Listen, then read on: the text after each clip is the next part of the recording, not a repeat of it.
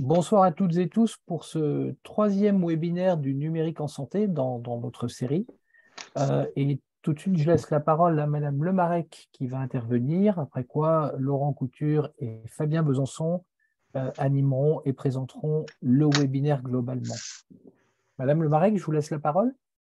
Oui, bonjour, bonjour à tous. Effectivement, les webinaires sur le numérique en santé qu'on organise tous les trimestres ont vocation à s'adresser à l'ensemble des professionnels de santé du département. On essaye d'identifier les thèmes aussi que vous nous remontez. N'hésitez pas à faire des propositions de sujets pour la prochaine soirée qu'on organisera en octobre. L'objectif de ce format, c'est qu'il soit participatif, concret, utile pour vous, avec donc une co-animation par l'assurance maladie et par les TPTS du territoire et avec aussi des professionnels de santé qui témoignent de leur pratique.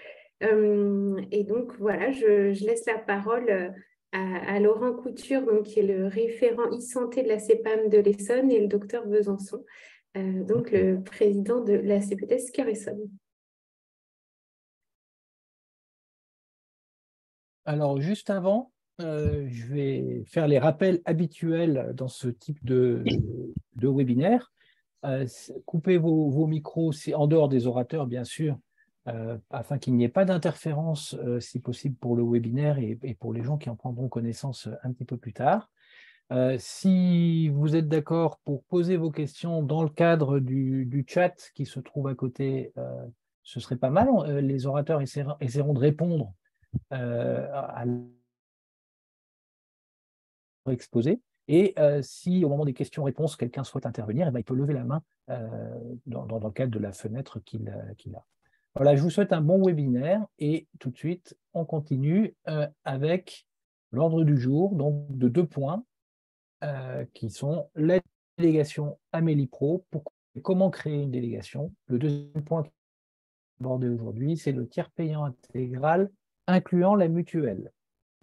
Voilà, je vous laisse la parole, Laurent et Fabien. Oui, merci Marc. Donc, comme le disait Madame Lemarec, l'idée de ce webinaire, c'est effectivement de partager avec vous des points sur le numérique en santé, des points que vous avez choisis.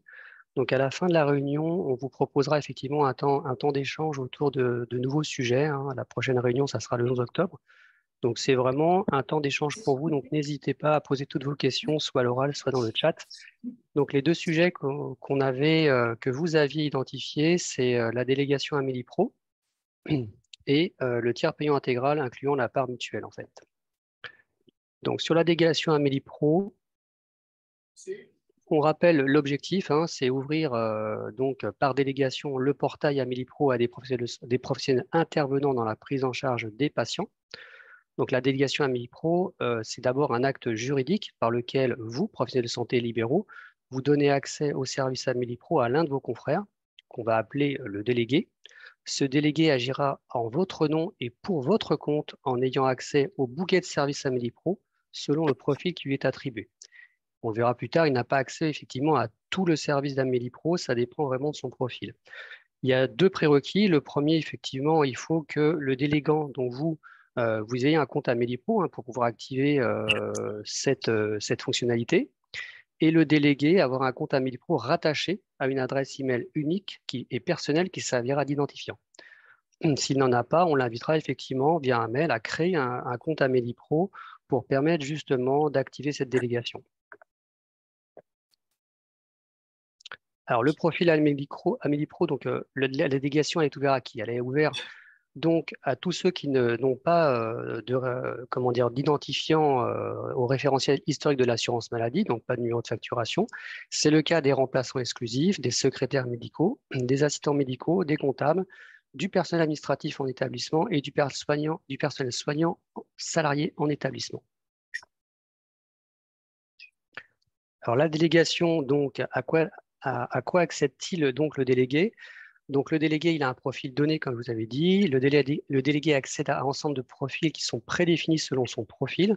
Donc, il n'y a pas de profil à la carte. il y a 4 types de profils, donc 4 groupes de profils, on va dire. Le premier, c'est sur le groupe secrétariat, personnel administratif en établissement, compte administratif. Et là, il accède à des services fournissant les droits des patients, donc l'accès aux droits, par exemple, les services liés à l'activité administrative, y compris les paiements. Vous avez un profil pour vos comptables, donc services liés, bien sûr, au paiement et remboursement de l'assurance maladie. Le profil, bien sûr, des assistants médicaux, qui a été ouvert il y a peu, avec un service patient ouvert à la spécialité du médecin employeur. Ça veut dire qu'il peut effectivement avoir accès à l'ensemble des téléservices du PS délégant. Et puis, vous avez le profil remplaçant et personnel soignant en établissement avec l'ensemble du bouquet de services selon la spécialité du délégué, à l'exception de tout ce qui est en lien avec les paiements. Donc ça, c'est important, hein, votre remplaçant n'aura pas accès à vos paiements et remboursements de l'assurance maladie. Par contre, il aura accès au bouquet du téléservice que sont le protocole de soins électroniques, la déclaration de choix médecin traitant et bien sûr les avis d'arrêt de travail, maladie, accident de travail.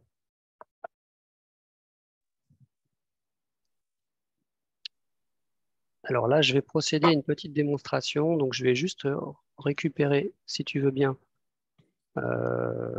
Voilà. Alors, Voilà. pendant que tu prends la main, juste, il y avait une question, j'ai répondu par écrit, mais peut-être pour tout le monde. La question était posée des internes, enfin, oui, des internes, des étudiants.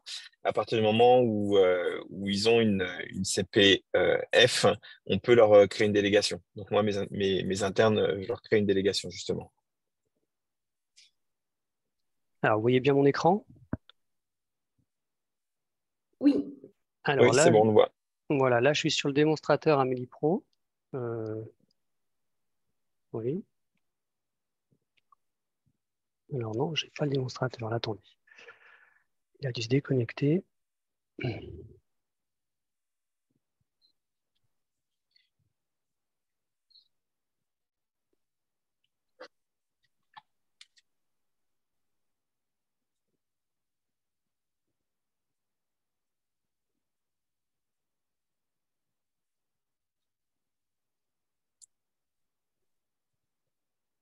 J'ai des petits soucis de connexion parce qu'apparemment, je me suis fait déconnecter. Alors, donc là, vous êtes sur votre démonstrateur. Enfin, ici, je suis sur un démonstrateur. On va imaginer que vous êtes sur votre compte Amélie Pro. Donc, vous accédez par login mot de passe ou par votre carte CPS. Donc là, je vais accéder par la carte CPS. Vous arrivez. Laurent, on Oui. a perdu le partage d'écran. Ouais, Ah, pardon. on ne voit pas ton écran. Ouais. Excusez-moi. Donc, c'est parce que... Toc. Voilà. C'est bon? Oui. Donc là, je suis sur le démonstrateur, donc avec effectivement la page d'accueil. Donc, il faut aller pour faire la délégation dans gestion du compte. Vous arrivez effectivement dans toute la gestion du compte de votre tableau de bord avec les informations professionnelles, la connexion sécurité, le paramètre du compte et l'item délégation. Donc là, on va créer une nouvelle délégation, par exemple. Donc, vous avez ici votre tableau de bord avec les délégations que vous avez déjà réalisées, par exemple. Donc là, je vais créer une nouvelle délégation. Donc, comme je vous l'avais dit, on vous rappelle effectivement que le délégué doit au préalable avoir un compte Amélie. Et dans le cas contraire, on l'invitera effectivement à en créer un.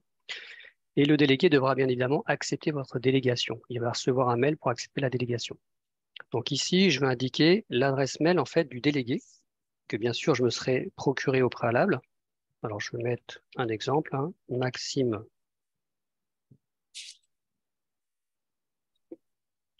Bon, je mets Maxime Durand, c'est pas très grave, @gmail.com. Donc là, je clique sur continuer. Donc là, vous avez deux solutions. Soit vous savez que votre délégué ne possède pas de compte Amélie Pro, et dans ces cas-là, on va vous demander de vérifier qu'effectivement l'adresse mail que vous avez saisie, c'est la bonne. Et dans ces cas-là, lui, il va recevoir un message lui indiquant qu'il devra créer son adresse Amélie Pro. Là, je vais choisir que mon délégué possède déjà un compte Amélie Pro. Donc, dans les bases de l'assurance maladie, il va être retrouvé. Donc, ça va être Monsieur Maxime Durand avec son adresse mail. Donc, on demande de confirmer qu'effectivement, c'est bien lui. Je vais mettre oui. À ce niveau-là, effectivement, il reprend les informations du délégué qui sont sur Amélie Pro et je vais choisir le profil. Ici, dans le démonstrateur, j'ai que le profil comptable et remplaçant, mais vous aurez effectivement l'ensemble des profils disponibles, y compris les assistants médicaux. Là, on rappelle que selon ce profil-là, eh bien, il a le droit à l'ensemble du bouquet de services. Ça veut dire que vous autorisez votre délégué à avoir accès au téléservice de l'assurance maladie, mais pas les paiements. Donc là, on va indiquer la date de début de la délégation. On va prendre aujourd'hui, par exemple. Date de fin, on va mettre une semaine. Le numéro RPPS ou ADLI, il est optionnel. Par contre, s'il s'agit d'un assistant médical, on vous demandera de mettre le numéro de la CPE. Une fois qu'on est arrivé là, vous avez l'ensemble de vos structures qui s'affichera ici. Donc là, il n'y en a qu'une. Et vous pouvez cocher une ou toutes les structures, ou partie des structures. Si je clique ici, j'aurai toutes les structures de cocher. Bon, là, il n'y en a qu'une. Hein. Et sinon, je choisis les structures sur lesquelles je veux faire la délégation. Donc là, je valide. Donc, on confirme une nouvelle fois que c'est bien Maxime Durand sur lequel je veux déléguer, effectivement, faire cette délégation. Donc, je vais mettre oui. Et on arrive sur la page qui dit que la délégation a bien été prise en compte. Et là, le système envoie un message, un mail au délégué. Donc, ce mail, imaginons que vous le receviez. Je vais simuler la récupération. Quand lui va accepter la délégation, vous aurez ce mail-là dans votre tableau de bord. Sur votre tableau de bord, vous avez 3 statuts. Le premier, c'est le statut en cours, c'est-à-dire j'ai fait ma demande de délégation et j'attends que le délégué accepte cette délégation. Vous avez la demande qui a été validée sur fond bleu, ça veut dire que là, le délégué a accepté effectivement votre délégation et vous devez la valider. Et vous avez le statut validé tout court en vert qui indique effectivement que vous avez validé la délégation. Tous les profils, tout tableau de bord, il reste. Hein, vous pouvez supprimer effectivement ligne à ligne, mais ça reste présent dans votre tableau de bord tant que vous ne le supprimez pas avec les dates de validité. Cette taxe fait partie des pistes pour le projet de loi de finances pour 2024. Voilà, sur la démonstration, Marc, je te relaisse le partage. Organise une vaste opération porte ouverte pour répondre à toutes les interrogations.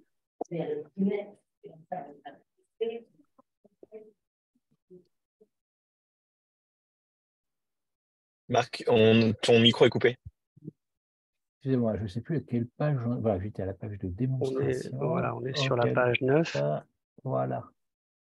Et on continue. Alors, ce diaporama, bien sûr, il vous sera envoyé. Donc là, ça reprend un peu le processus que je ne vais pas vous reprendre. C'est ce que je vous ai expliqué en démonstration. Mais ça reprend tout le processus de création d'une carte. Je ne sais pas, Fabien, si tu veux reprendre la main. Mais tu ne voulais pas détailler là le processus de délégation?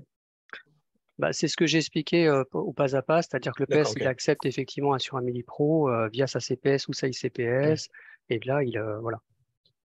Alors, il y avait une question, je vais commencer à répondre un petit peu pendant que tu faisais la démonstration, mais peut-être que tu peux nous repréciser. La question était posée des internes. Alors moi, je disais qu'effectivement, mes internes, je leur créais une délégation, et on me disait, oui, mais les internes n'ont pas de compte Amélie Pro. Comment est-ce que ça se passe du coup? Alors, les internes, ils pourront, faut que je me renseigne, je ne sais pas si les internes peuvent avoir un compte Amélie Pro. Sans compte Amélie Pro, effectivement, il n'y aura pas de délégation possible. Mais si toi, tu fais des délégations sur des internes, normalement, ils devraient pouvoir avoir un compte Amélie Pro. Hein. Alors, moi, en pratique, c'est comme ça que ça se passe. Effectivement, ils n'ont pas de compte Amélie Pro. Ils ont généralement une CPF, puisqu'on leur en attribue, j'ai l'impression, une d'office maintenant dans toutes les facs. Et quand il y a en bas de la page, là, alors je ne pensais pas qu'on aurait cette question, mais en bas de la page d'Amélie, vous pouvez créer, il y a écrit créer un compte, et on peut créer un compte avec un email. Et vous recevez après le lien de validation. Alors, je ne l'ai plus en tête parce que je l'ai fait il y a déjà 2 mois pour mes nouveaux internes, mais c'est possible pour les internes, même s'il n'y a pas de compte Amélie Pro. Ils peuvent en créer.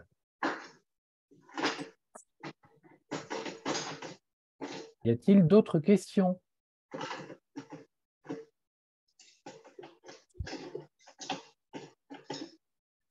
Bon, il n'y a pas d'autres questions sur la délégation Amélie Pro. Je vous propose de continuer. Et puis, oui.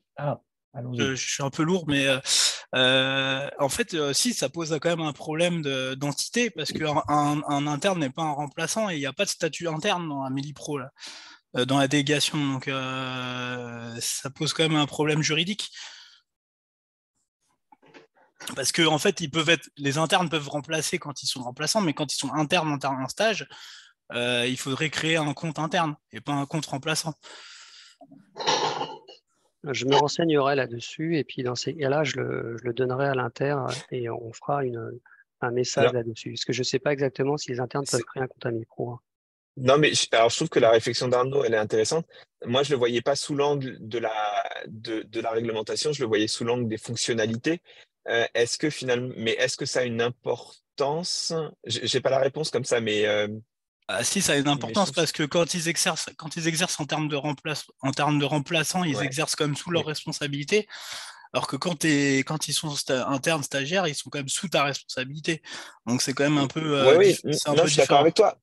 Je suis d'accord avec toi, mais si jamais il y a une tuile, un pépin qui se pose, on va pas aller regarder sous quel profil Amélie Pro il exerçait pour déterminer son niveau de responsabilité. On va lui demander, mais dans quelles conditions vous exerciez? Est-ce que c'était en condition de remplacement? Est-ce qu'il y avait un contrat de remplacement qui existait? Ou Hmm. est-ce que finalement c'était en stage? C'est à ce niveau-là que la responsabilité, elle va être déterminée. En fait, C'est pas sur le profil Amélie Pro utilisé, hein. en fait, Parce que, en fait, finalement, c'est la même chose quand. ouais. Vas-y, Mais en fait, pardon. j'ai déjà eu cette discussion avec ma conseillère informatique. Elle a retourné le D'accord. problème de A à Z et elle m'a dit non, les internes ne peuvent pas utiliser la délégation de tâches. Et elle me l'a confirmé. Elle m'a dit que c'était pas prévu pour les internes. Que normalement, c'est plus pour les médecins thésés. En tant que remplaçant, justement. Mais d'un point de vue juridique, elle répondait ou d'un point de vue technique? D'un point de vue technique aussi, ouais. Ok. Enfin, moi, j'ai pas la réponse. Mais moi, j'aimerais bien qu'il y ait un compte, qu'effectivement, il y a un item interne, que ça soit écrit, quoi. Bon, on va demander à Madame Le Marec de nous résoudre ce problème-là. Mais c'est vrai que alors pour le coup, ça fait le lien avec l'usage que j'en ai. Alors peut-être que je suis complètement hors la loi quand je le fais et du coup, ce que je vais vous dire, ne le faites surtout pas. En tout cas, moi, je trouve que c'est extrêmement pratique et je pense que je vais continuer à le faire, hein. Mais quand même, parce que effectivement, enfin, je pense qu'Arnaud, tu vois le même usage que moi j'en ai. Le fait qu'ils puissent utiliser leur carte à eux dans leur bureau, ça évite quand même le défilé dans le bureau du médecin pour venir faire les déclarations, les arrêts de travail, tout ce qu'on fait habituellement sur l'espace Amélie Pro. Tu as tout à fait raison, c'est pour ça que je conteste tout le temps le ROS, puisque les arrêts de travail, moi, ils me les font en papier, puisque je ne peux pas déléguer. Ah ouais. Voilà. On va vérifier et comme ça, on diffusera avec le Ouais. support et le webinaire, parce que Ouais. si ça se fait dans certains cabinets, il y a peut-être quand même des possibilités. Madame Merck, moi, je le fais, elle avait un peu, elle avait cherché, elle avait creusé le truc, donc vous pouvez lui demander directement. Ok. Ouais. Bon, et puis peut-être qu'une analyse juridique permettra de faire évoluer les choses, tout simplement. En fait, je pense que le problème, il est surtout au niveau juridique. Est-ce que ça Oui. change quelque chose, le fait d'être sur un profil remplaçant quand ils sont internes? Oui. Est-ce que c'est à ce niveau-là que le niveau de responsabilité il est déterminé? Absolument. S'il n'y a pas de risque juridique à le faire, ça vaut peut-être la peine d'utiliser cette méthode-là.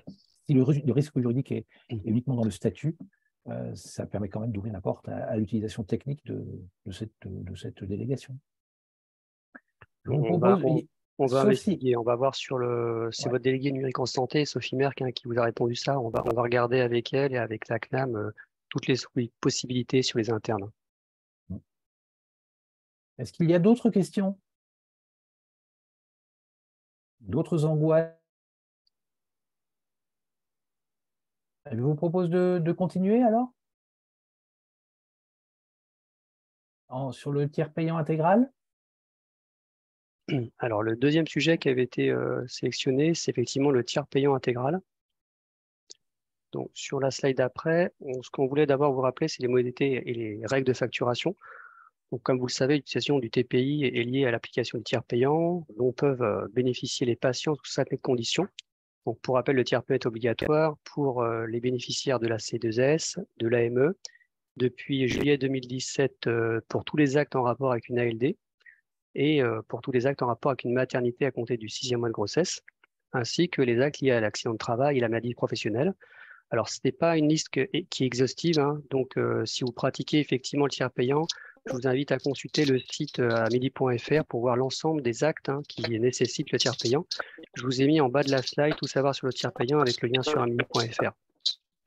Côté organismes complémentaires, donc les AMC ont l'obligation de proposer une solution tiers payant, c'est l'article 83 de la loi de 2016 sur la modernisation du système de santé. Au niveau de la facturation chez Invita, donc vous avez le flux foyer de soins électroniques FSE et DRE. depuis votre logiciel de facturation. Donc, vous adressez la FSE, l'assurance maladie, grâce à la lecture de la carte vitale. Donc, via la carte vitale, vous avez la garantie de paiement sur les bases des informations inscrites dans la carte vitale du patient. On vous rappelle que l'utilisation d'ADRI permet de fiabiliser la facturation, puisque ADRI fait une consultation des droits du patient à J-1, donc c'est un miroir de notre BDO à J-1, qui vous permet de fiabiliser votre facturation. Donc voilà, si vous attendez effectivement, par exemple, l'ouverture des droits de la C2S, vous aurez en temps réel à peu près l'ouverture des droits pour votre patient. Dans le même temps, donc, vous adressez une demande de remboursement électronique, une DRE, à l'organisme d'assurance maladie. Donc, on parle effectivement de tiers payant intégral lorsque le patient n'a aucun frais à régler dans ces cadres-là. Donc, vous avez ci-dessous le lien amélie.fr que je vous ai rappelé, et vous avez toutes les conditions effectivement de modalité de facturation. Donc, concrètement, pour pratiquer une demande de remboursement électronique auprès des mutuelles, les professionnels de santé que vous êtes doivent signer une convention avec chaque organisme d'assurance maladie. Donc, pour simplifier cette gestion, cette démarche, l'association Inter-AMC propose gratuitement un contrat qui est unique et qui vous permet de pratiquer le tiers payant, donc avec l'ensemble des complémentaires santé membres de l'association Inter. Pareil, vous avez en bas de la page qui s'affiche là l'adresse du site association avec la liste des organismes complémentaires qui sont adhérents à l'offre Inter-AMC. Donc, les services que propose le site Inter-AMC, c'est donc la signature d'un contrat unique de tiers payant auprès de l'ensemble des complémentaires qui ont donné mandat à l'association de l'Inter. Donc, avec la réception de tables de convention dans ces invitales, qui seront directement implantées dans votre logiciel de facturation. Vous pouvez aussi consulter la liste des complémentaires santé qui est sur le site. Et puis, le site vous permet également de gérer la mise à jour de vos coordonnées et informations bancaires via l'authentification de votre CPS. Donc, vous allez directement, facilement mettre à jour les coordonnées bancaires et puis vos coordonnées sur le site. Alors, de quel équipement vous avez besoin? Donc, vous devez être équipé d'un ordinateur, bien évidemment, avec un logiciel agréé Sésame Vital, tiers payant complémentaire. Donc, on a ciblé, il y a à peu près 95% des logiciels qui sont commercialisés actuellement et qui l'utilisent. Donc, en cas de doute, bien sûr, il faut contacter votre éditeur de logiciel. Mais tous les logiciels qui ont une version Addendum 1.6 ou supérieure le proposent normalement. Et il vous faut un lecteur TLA. Donc, l'intérêt de signer un tel contrat, ce qui vous permet ce contrat unique, c'est comme pour les FSE sécurisés que vous connaissez, une garantie de paiement automatisée et des délais reposant sur des socles contractuels. Des opérations administratives qui sont simplifiées puisqu'il y a une seule saisie de vos informations pour toutes les complémentaires santé qui sont membres de la CI. L'harmonisation des normes de facturation entre l'assurance maladie obligatoire et les complémentaires santé. J'ajouterai aussi une gestion automatisée et complète de vos retours NOMI, de vos retours d'information via les retours NOMI, qu'ils soient tant de la mutuelle que de l'assurance maladie. Alors, vous voulez faire une petite démonstration peut-être sur le portail de l'Inter?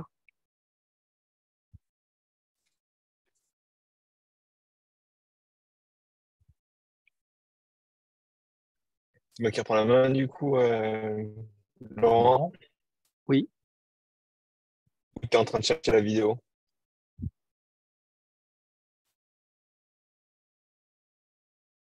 Tu dis oui, tu reprends la main, c'est ça? Oui, c'est ça. Tu devais présenter désolé. le portail de l'Inter et puis voir un petit peu la Allez, navigation je vous montre de ça. l'Inter. Donc, normalement, vous voyez mon écran. Si je ne dis pas de bêtises, c'est bon. Parfait. Nickel. Donc là, on est sur le site tpcomplémentaire.fr, donc c'est celui de l'association dont parlait Laurent. Et vous voyez qu'en fait, juste là, vous contractualisez simplement avec votre CPS et c'est aussi simple que ça. Alors moi, j'ai déjà un contrat, donc il va y avoir certaines étapes qui vont pas apparaître, mais c'est quand même assez simple. Voilà, donc il m'a reconnu avec ma CPS, je valide. Et du coup, on retrouve mon contrat en cours. Alors, je vais pousser ça parce que du coup, j'arrive pas à voir. Voilà. Là, je peux éventuellement ajouter un contrat. Et simplement, à partir de la CPS, le site va générer un contrat type. On va vous demander de valider les informations administratives qui sont déjà normalement récupérées via la CPS, de rentrer votre RIB pour pouvoir ensuite être directement payé par les mutuelles. Et c'est aussi simple que ça. Alors, il y a un petit délai, je crois, de 48 heures de validation. Et voilà. Une fois que le contrat est créé, alors certains logiciels, c'est le cas de mon logiciel actuel, intègrent directement les tables à jour dans le module de facturation. Si ce n'est pas le cas, ici, vous pouvez les récupérer. juste là. Alors, je suis désolé, je n'ai pas une super connexion. Voilà. Vous pouvez télécharger les tables de convention et de regroupement. C'est ce qui vous permet après. Alors, j'ai une autre démo après que j'ai préparée. Et c'est ce qui permettra au logiciel de savoir où envoyer la bonne feuille de soins électronique à la bonne mutuelle. Donc, vous les téléchargez et il vous remet même ici votre adresse email à vous unique de facturation. Donc, c'est sur cette adresse-là que vous devez envoyer vos tables pour qu'après, elles se mettent directement dans le module de facturation de votre logiciel. Et ici, vous récupérez, enfin, vous pouvez consulter l'ensemble des mutuelles qui ont un accord avec le portail pour voir si elle est bien dedans, si jamais vous avez un doute. Mais objectivement, moi, je crois que j'en ai peut-être rencontré une fois ou deux mutuelles qui n'étaient pas dedans, mais elles y sont quasiment toutes. Hein. C'est vraiment elles ont tout un contrat. Donc, c'est assez simple. Je ne sais pas si vous avez des questions là-dessus.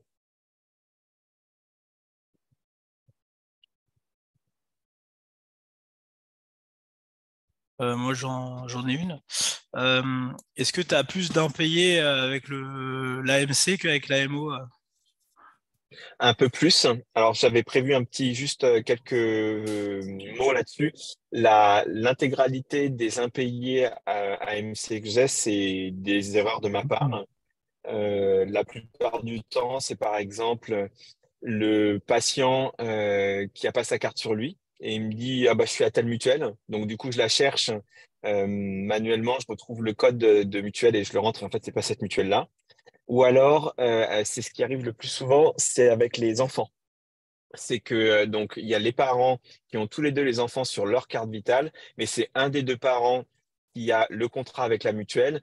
Et dans certains cas, il faut que la feuille de soins électronique soit faite avec une des deux cartes vitales, qui est celle reliée à la mutuelle, mais pas la deuxième. Et alors, la règle, je ne la connais pas. Des fois, il y a des choses très étonnantes, mais il suffit qu'on ait utilisé la mauvaise carte vitale pour que ça n'aboutisse pas. Mais voilà, c'est quand même assez rare. À partir du moment où le patient il a bien sa petite carte de mutuelle, où il y a les informations dessus, si on trouve le patient, les ayants droit et qu'on rentre les bonnes informations, il y a pas de bug.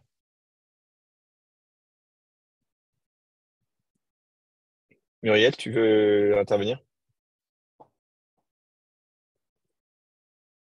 Oui, bonsoir à tous. Moi, je pratique le tiers payant intégral quasiment pour tous les patients, sauf pour les prises de sang parce que le montant est ridicule. Deux types de problèmes de carte que j'ai rencontrés récemment, les enfants à 16 ans qui ont leur propre carte vitale et avec la mutuelle des parents.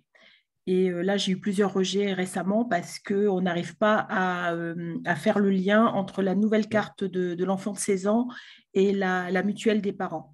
J'ai annulé le dossier patient dans mon logiciel, je l'ai refait, j'ai repris l'empreinte de la carte vitale, j'ai ressaisi les codes AMC et j'ai eu quand même des rejets. Donc, je pense que c'est peut-être un problème ponctuel sur ce patient-là. Voilà. Et le deuxième problème, c'est quand les patients changent de mutuelle. Je ne sais pas tellement quel est le délai où l'ancienne mutuelle couvre le temps que les choses se fassent avec la nouvelle. Parce que là, j'ai eu des rejets de patients qui changent. C'est un an. C'est quasiment un an. Ouais. Ouais, j'ai eu des rejets, moi. Normalement, alors moi ça m'est arrivé de faire des feuilles de soins électroniques à l'ancienne, où ça a été envoyé à l'ancienne mutuelle parce que je ne savais pas. Et j'en ai quand même 3 ou 4 qui m'ont écrit en me disant on prend en charge conformément à notre obligation réglementaire de prendre en charge pendant un délai de 1 an, mais sachez que votre patient a changé de mutuelle. Et c'est 1 an et c'est une fois. Voilà. Mais je ne sais pas si c'est une fois pour le patient ou si c'est une fois pour le professionnel de santé. Donc peut-être que tu as eu un rejet parce qu'il y a un autre professionnel de santé qui est passé avant toi. Je sais qu'il y avait un kiné qui avait eu des soucis aussi. Elle m'avait dit le kiné, il n'a pas réussi non plus. Et voilà. Donc voilà les soucis que moi j'ai rencontrés avec le tiers payant intégral en fait. Voilà. Une question de Laurence. Alors moi, ce n'est pas vraiment une question. Moi aussi, je suis infirmière, donc le tiers payant, je le fais depuis longtemps. Et depuis 1 an, moi, j'ai adhéré à un service qui s'appelle PMed et qui, en fait, vous télétransmettez via PMed c'est PMED qui vous règle. Moi, je suis réglée en 24 heures. Et ensuite, c'est eux qui font, qui reçoivent en fait les rejets ou les acceptations des AMC et qui vous signalent, tiens, tel AMC vous a pas réglé telle facture. Voilà, j'ai plus à me casser la tête à chercher, tiens, j'ai pas eu de retour Noémie sur cette mutuelle, je vais les appeler, je vais perdre mon temps à les appeler, à récupérer mon argent. Vous êtes payé et ensuite, c'est eux qui règlent le problème. Voilà. Et c'est un service payant Oui. dont tu parles? Oui, c'est un service payant. C'est un service qui m'a été proposé par la banque. Et franchement, depuis que je l'ai, c'est nickel, quoi. Et il est indépendant du logiciel de facturation que tu utilises ou Oui, complètement. ça Après, fonctionne? D'accord. c'est eux qui s'occupent de tout. C'est eux qui font les changements auprès de la caisse. Parce qu'en fait, le RIB, c'est un RIB PML. Ils te créent un compte chez eux. Tout arrive chez eux. Et toutes les télétransmissions leur sont réglées par la caisse, en fait. Mais c'est eux qui te payent en avance. Et ensuite, c'est eux qui te disent, ah bah attention, sur telle facture, vous avez eu un rejet. Ils te disent la raison, en fait. Si c'est aller à recycler ou si, voilà, ils te disent la raison. Ou si l'assuré n'est plus en droite sur cette mutuelle. Et moi, je trouve ça vraiment bien. Tu peux nous donner une idée du prix? Voilà. Juste si c'est pas indiscret ou c'est un pourcentage, c'est quoi? Alors moi, je crois que je suis à 35 € par mois. Après, il y a des formules qui sont moins chères, mais tu es réglé au début, j'étais réglée au bout de 10 jours. Donc, je trouvais ça un peu dommage parce qu'avec la télétransmission normale, on est réglé au bout de 4 à 5 jours. Et j'ai demandé un paiement à 24 heures et 24 heures après, je fais ma télétransmission, 24 heures après, l'argent est sur mon compte. Et tu l'écris PAYMED? Oui, c'est ça. Ok. Merci. De rien. Alors, il y a une question pour savoir si l'inter-AMC est valable pour les chirurgiens dentistes praticiens. Et il y a 6 mois, ce n'était plus le cas. Est-ce que quelqu'un a la réponse? Ah, mais je n'ai pas cette question-là. Il faut aller voir sur leur site, j'imagine que ça doit être écrit. Moi, j'ai un petit souci, une question par rapport au code. Sur certaines cartes mutuelles, il y a des fois un code de télétransmission et un code AMC. Et j'ai du mal à choisir lequel des deux. C'est le code AMC qu'il faut que tu utilises. C'est le code AMC. Et alors, à quoi sert le code télétransmission qui est sur la carte? Je ne sais pas à quoi il sert, mais là où des fois il y a des difficultés, c'est quand il y a des organismes de regroupement comme par exemple Almeris qui sont communs à plein de mutuelles. Et du coup, si tu rentres juste le numéro d'AMC d'Almeris, qui doit être 98 53 2001, parce que il est tellement fréquent que je connais par cœur, il faut que tu saisisses en plus les 2 lettres du type de convention et la lettre et les 2 chiffres du critère secondaire. Mais c'est pas nécessaire avec toutes les mutuelles. Mais du coup, si tu t'arrêtes juste au numéro d'AMC, alors soit ton logiciel est bien fait et il y a un message d'erreur te disant qu'il faut que tu précises la convention et le critère secondaire, soit ça part et puis tu sais pas où ça part. Justement, quand on voit des Muriel, critères MU, ça veut dire quoi? Critères MU, je suppose que c'est mutuel, non? Eh ben, c'est le type de convention. MU, c'est le type de convention. Et donc, il faut que tu rentres MU. Mais alors, il faut regarder parce qu'il y a certaines mutuelles pour lesquelles le type de convention n'est pas le même pour les professions. Donc, tu regardes, tu as IS pour les médecins et tu as MU pour je ne sais pas trop qui. Donc, il faut vraiment que tu regardes sur là où il y a toutes les petites cartes. D'ailleurs, je crois que j'en avais mis une. Ouais. Je peux vous montrer en partage. J'en avais préparé une. Alors, c'est la mienne. Tout bêtement, que j'ai un peu flouté quand même. Je me suis dit, bon, ouais, on ne sait pas qui est là ce soir, je ne connais pas tout le monde. Et du coup, là, donc on retrouve le numéro d'AMC. Alors, il se trouve que le numéro de télétransmission, c'est le même, mais c'est vrai que ce n'est pas toujours le cas, mais c'est le numéro d'AMC qu'il faut que tu renseignes. Et donc, vous voyez que moi, mon organisme de regroupement, c'est Almeris. Il faut bien préciser le type de convention et le critère secondaire, donc c'est AL et Z05. Et de temps en temps, on voit ici dans les colonnes que selon les professions, il y a un type de convention différent. Et donc, on retrouve les 2 lettres du type de convention là-dedans. Donc, il faut bien choisir celle qui correspond à votre profession. Moi, je voulais juste ajouter que le souci de faire ce tiers payant intégral. Effectivement, comme tu disais, ils sont regroupés sur des grosses entités, Almeris, Humanis, etc. Et quand le remboursement arrive, ils font une addition de tous les remboursements. Et en fait, c'est compliqué. Après, il faut aller voir. Il faut additionner les 1,33 €, 2,36 € pour arriver au total. Et je ne sais pas trop comment faire, moi, pour aller. Parce que je vais aller sur chaque site de chaque mutuelle, parce qu'il y en a quand même beaucoup, pour voir mes retours de paiement. Donc, mais du coup, avec les retours Noémie, ils ne pointent pas ce qui a été alors payé ou peut-être pas? peut-être que je ne sais pas bien utiliser mon logiciel en totalité, mais Moi, ça des se fois, fait automatiquement. c'est pas clair. Ça se fait automatiquement, ça Moi, c'est rentre au pareil. retour Noémie. Ouais.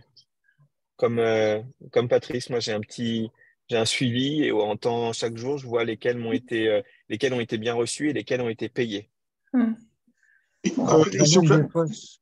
problème des fois, c'est qu'on a quelques ratés. En fait, on n'a pas forcément de retour et il y a un impayé, on n'a pas le motif. En fait. Ouais. Et des fois, il y a des motifs aberrants qui est, par exemple, adhérents inconnus ou droits non ouverts à ce moment-là, qui ne sont pas forcément toujours réels sur ça. Donc, moi, je me suis fait un fichier avec des adresses mail où je rebalance en format papier sur l'adresse mail. En principe, ça se passe bien. Moi, j'ai des soucis avec les régimes spéciaux style RATP ou SNCF qui ont une gestion unique. Et quand c'est pas des soins, quand c'est soins ALD, c'est pas compliqué, mais quand c'est des soins non ALD, chez un patient que j'ai déjà en ALD, mais par exemple, je sais pas, il s'est fait une blessure, je demande la carte de mutuelle de fait. Et même s'il me donne la carte de mutuelle, par exemple de la RATP, et que je la rentre, et ben ça m'enlève la gestion unique sur mon logiciel. Et du coup, ils me font un rejet, alors qu'il n'y a pas de rejet à avoir parce que je n'ai pas géré en gestion unique. Voilà. Donc, il faut faire attention avec les régimes spéciaux.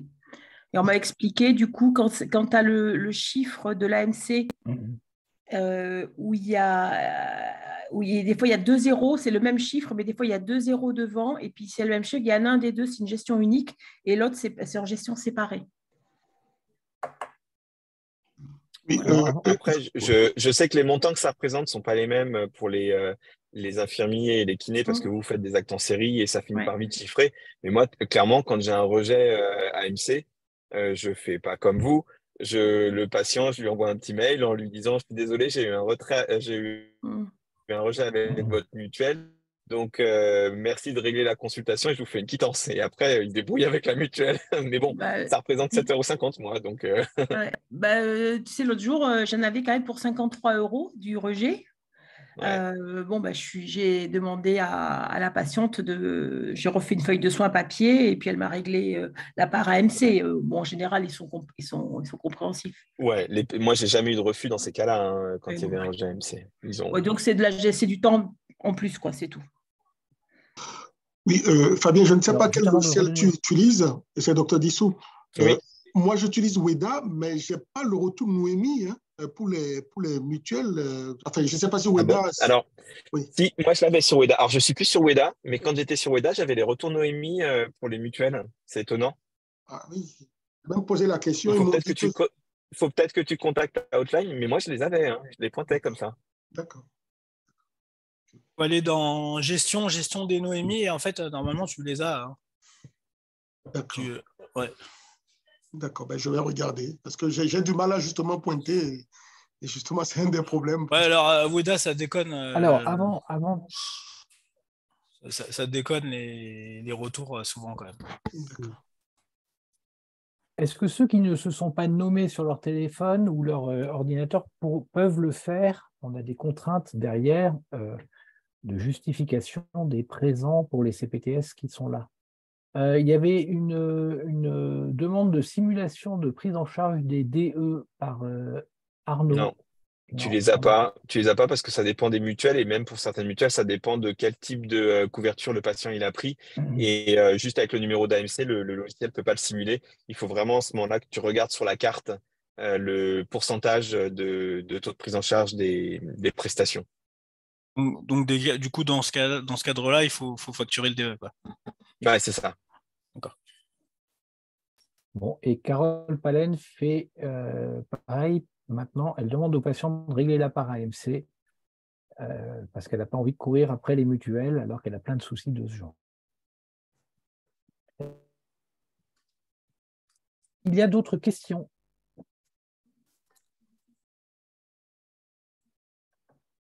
Bon, ça prouve que c'était très clair.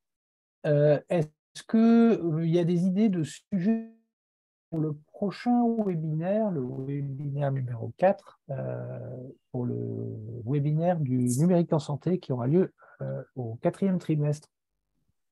Nous, on a des idées, mais vous, est-ce qu'il y a des sujets que vous souhaiteriez aborder?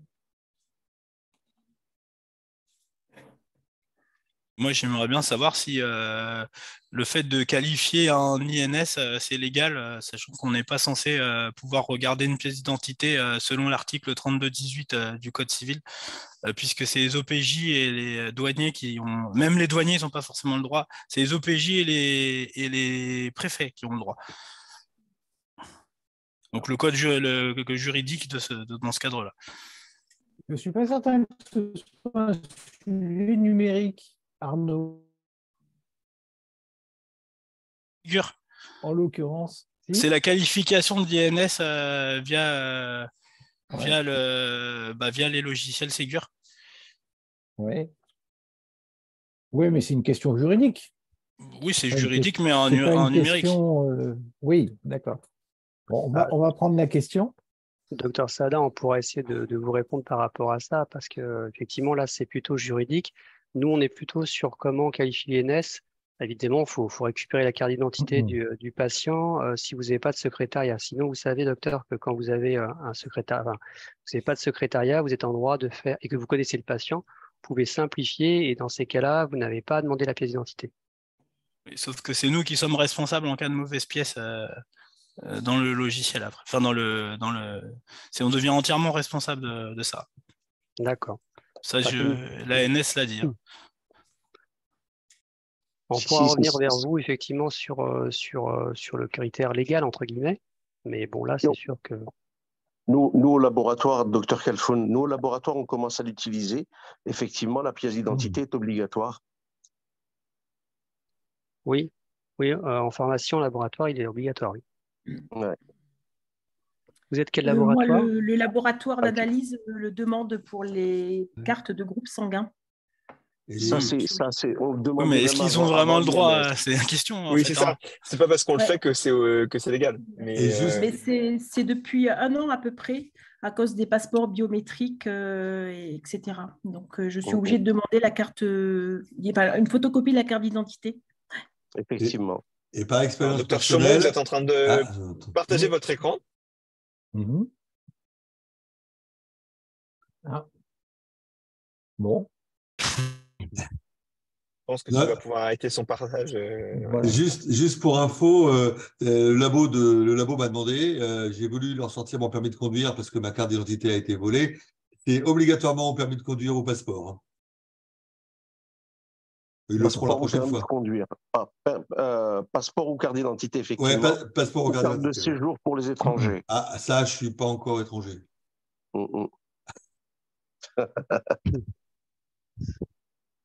D'accord. Voilà, pour la retraite. Donc, est-ce qu'il y a des sujets, je reviens au thème là, du webinaire, est-ce qu'il y a des questions et des sujets que vous souhaiteriez voir abordés la prochaine fois ou la fois suivante? Sinon, on peut peut-être évoquer les sujets que... Alors, Sophie. Voilà, j'ouvre ma vidéo. Moi, je voulais rebondir aussi sur l'INS, en fait, parce que il y a toute une partie de patients avec lesquels on n'arrive pas à ouvrir l'INS. Et pourtant, on nous demande, je ne sais pas combien de pourcentage maintenant, parce que ça évolue, de VSM, mais si on n'arrive pas à ouvrir, enfin, à qualifier l'INS on n'arrive pas à aller sur le DMP. Enfin bon, l'INS, c'est assez complexe, hein. Je crois qu'il y a 10% de cas où on n'arrive pas à l'ouvrir. Bon, ça, c'est ma question. Déjà, tu as tous les MGEN, hein, ça ne marche pas. Oui, mais pourquoi ça ne marche pas les MGEN? Parce que Je c'est sais pas. normalement lié à... Parce que c'est les MGEN. Non, mais on est d'accord, Fabien, mais On est normalement... entre nous, on peut le dire. Rien ne marche avec la FGEN. Rien ne marche. On ne peut pas faire les Normalement, il n'y a pas protocoles de de lien soins, quand on peut même. pas. Même pas les remboursements. Les bons de transport, j'ai raté impossible le bon de transport cet après-midi avec la FGEN. Et vous savez qu'ils ont fait une cellule anti-discrimination MGN, hein, mais c'est eux-mêmes qui se discriminent en fait. On va faire du MGN bashing. Ça y est. On a atteint le point MGN. Non, mais blague à part, moi je m'étais posé la question de refaire, parce que bon, il y a des nouveaux sujets, mais je m'étais posé la question de refaire des points, ou peut-être juste des points d'actualité sur des choses qu'on avait déjà traitées, notamment l'INS, qu'est-ce qu'on avait fait, le VSM, la e-prescription, L'activation. parce que comme ça évolue, il y a des nouveautés et des choses qui étaient en cours de mise en place ou qui allaient se mettre en place. On peut peut-être en refaire un point. Et puis, comme c'est aussi, ça se veut être des échanges, c'est aussi l'occasion de faire remonter les difficultés qu'on rencontre sur le terrain, ces webinaires. Oui. Sincèrement, le DMP, c'est une usine à gaz. Hein. Il ne comprend rien, moi. Pourtant, je suis quand même pas nul en informatique.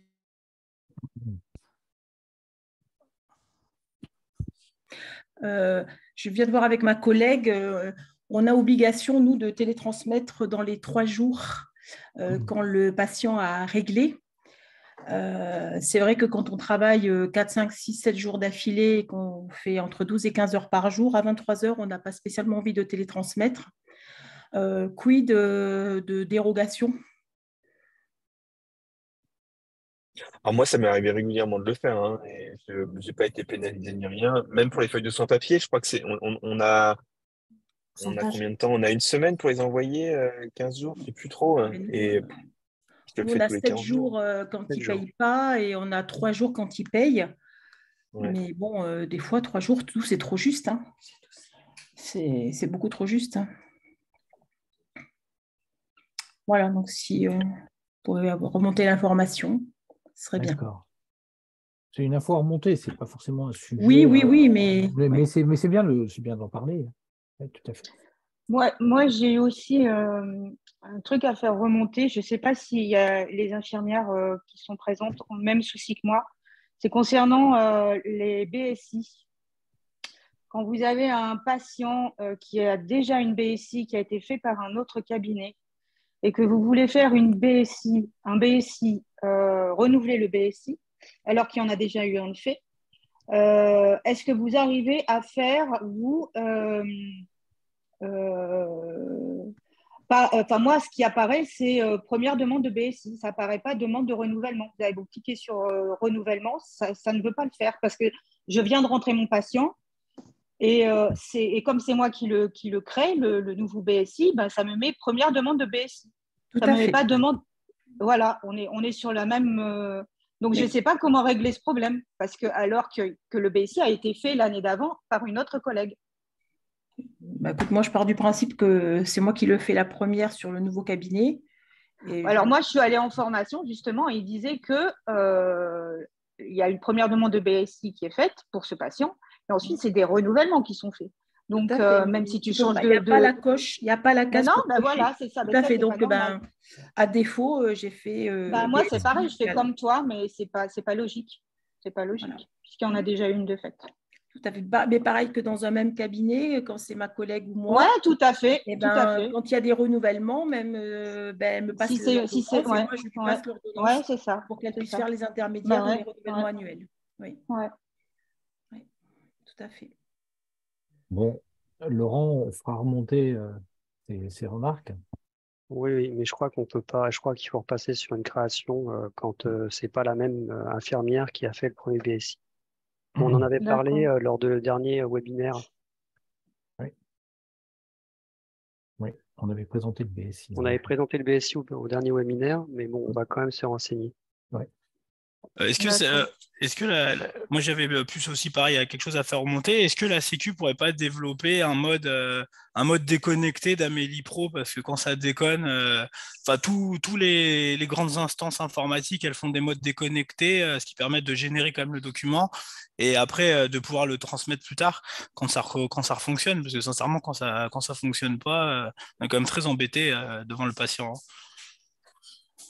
Déconnecté par rapport au service, comme par exemple un avis à travail, c'est ça? Exactement. D'accord. Mais comme l'objectif est qu'on fasse de moins en moins d'arrêts de travail, je pense que finalement, c'est pas ça. Moi, j'ai eu un vrai souci hier soir à 17h48 où on m'a signalé qu'il y avait eu un accès à mon compte Amélie Pro, ce qui est vrai. Ce qui n'est pas moi, parce qu'à 17h48, je faisais autre chose. Et donc, il y a eu une intrusion. Et ma question, c'est j'en fais quoi?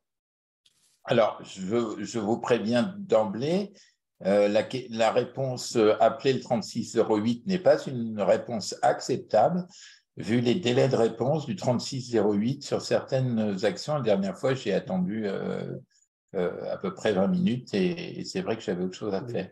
Donc, quand on a est-ce qu'il n'y a pas un endroit où on pourrait, parce que là, on vous signale plein de trucs qui vont pas, c'est normal qu'un système aussi important n'aille pas, mais quand l'INS, ça va pas, comment on peut faire pour corriger ça?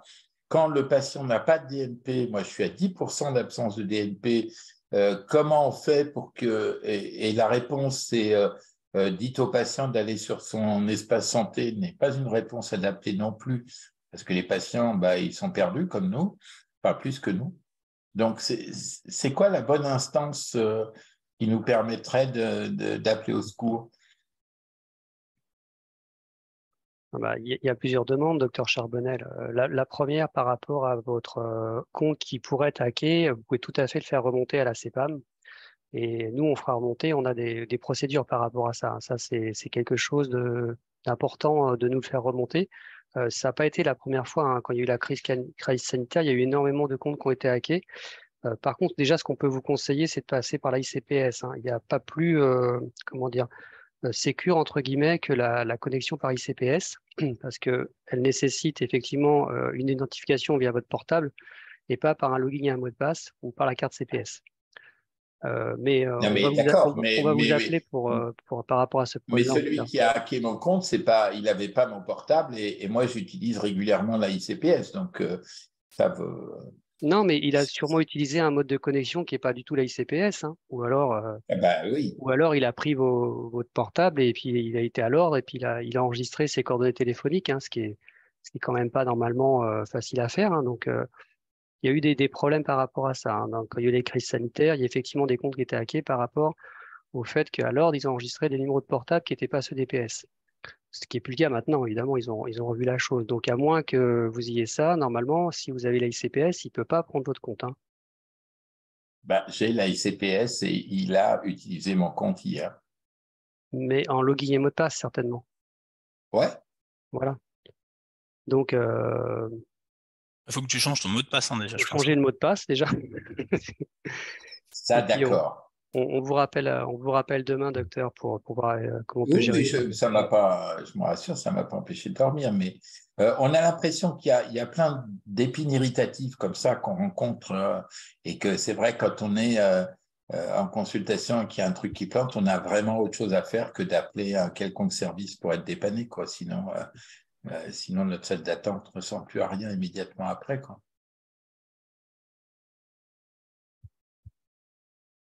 OK. D'autres. Juste par rapport à mon espace santé, effectivement, il y a ou d'autres suggestions? Oui, non, juste Marc, il y a une autre question par rapport à mon espace santé sur l'activation. Oui. On a à peu près effectivement 92-93% des espaces santé qui ont été créés, donc avec lesquels vous pouvez déposer la donnée de santé, et on a à peu près, chiffres nationaux que je vous donne, ce n'est pas forcément le département, on a à peu près 12 à 15% d'activation, c'est-à-dire 2 patients qui sont en capacité d'aller récupérer les documents que vous déposez dans leur espace santé. Si effectivement le patient il a des difficultés à créer son compte, parce qu'il y a donc à peu près 8% qui n'ont pas été créés. Alors, ils n'ont pas été créés parce qu'ils se sont opposés, ils n'ont pas été créés parce qu'on n'a pas pu leur envoyer une demande d'opposition, parce qu'avant la création, on a fait un mailing ou un courrier d'opposition. Et à partir du moment où on n'a pas pu envoyer les courriers ou les mailings parce que, par exemple, on n'avait pas les adresses mail, dans ces cas-là, on n'a pas pu le créer tout court. Donc, il faut l'inviter. Et là, malheureusement, il n'y a que ça à contacter la plateforme Mon Espace Santé pour l'aider effectivement à activer ce compte, en tout cas à le créer. C'est la procédure entre guillemets manuelle. Il n'y aura pas d'opt-out pour effectivement les patients qui n'ont pas eu de compte créé parce qu'on n'a pas pu les contacter ou parce qu'ils se sont opposés. Ça devrait être assez marginal, même si ça représente quand même à peu près 8% de la population, hein.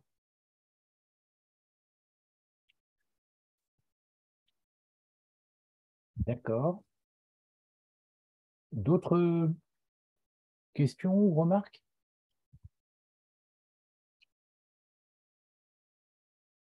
OK.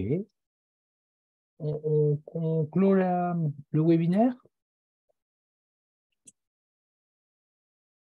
et on vous dit à la prochaine en octobre.